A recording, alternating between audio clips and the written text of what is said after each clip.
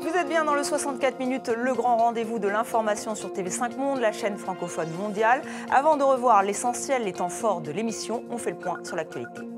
Un vote hautement symbolique en France. Les députés invitent le gouvernement français à reconnaître l'État palestinien. L'autorité palestinienne s'en félicite. Israël estime que cela va éloigner les possibilités de paix.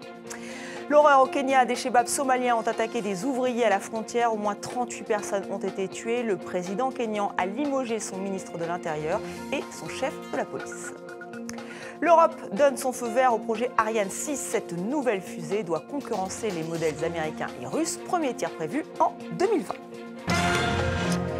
Enfin, le Premier ministre Benyamin Netanyahou appelle à des élections législatives anticipées en Israël. Annonce faite après avoir limogé 2 ministres importants, des centristes opposés à une partie de sa politique. Ces élections devraient avoir lieu début 2015. Restez avec nous sur TV5 Monde à suivre l'essentiel de ce 64 minutes, le meilleur de cette édition en 2 minutes top chrono. Ce que vous avez aimé ou ce que vous avez raté, c'est tout de suite avec David Gilberg et Frédéric Racinou.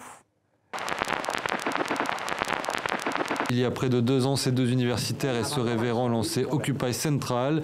Mais aujourd'hui, face à la répression policière et à l'immobilisme de l'exécutif hongkongais, les fondateurs appellent leurs troupes à quitter la rue.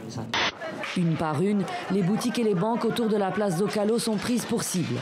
Rien n'échappe à la fureur des jeunes Mexicains, pas même les restaurants du quartier. Coup de pied, coup de ceinture, pas question cette fois de se laisser faire. Artie et Pooja rentraient de l'école lorsqu'elles ont été harcelées par 3 garçons dans le bus.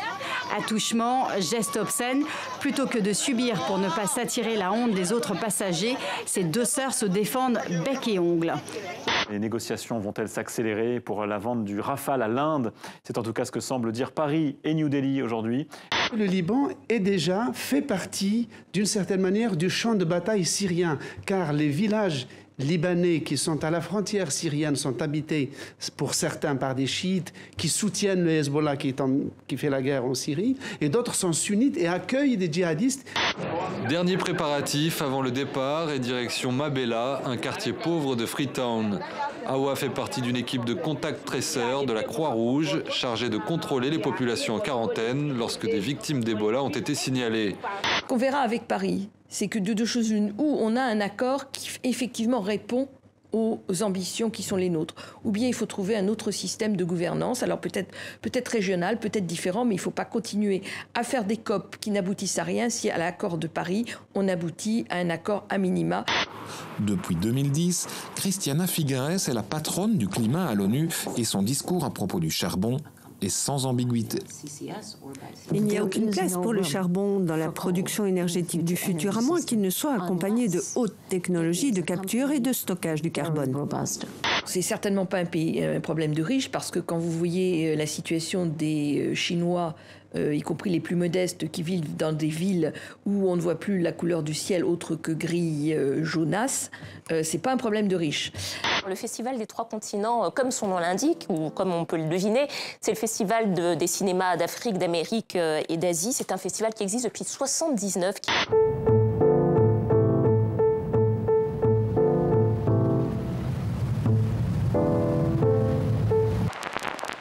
Et n'oublions pas Serge Lazarevitch, dernier otage français retenu prisonnier dans le monde. Cela fait 1104 jours qu'il est retenu par AQMI dans le Sahel.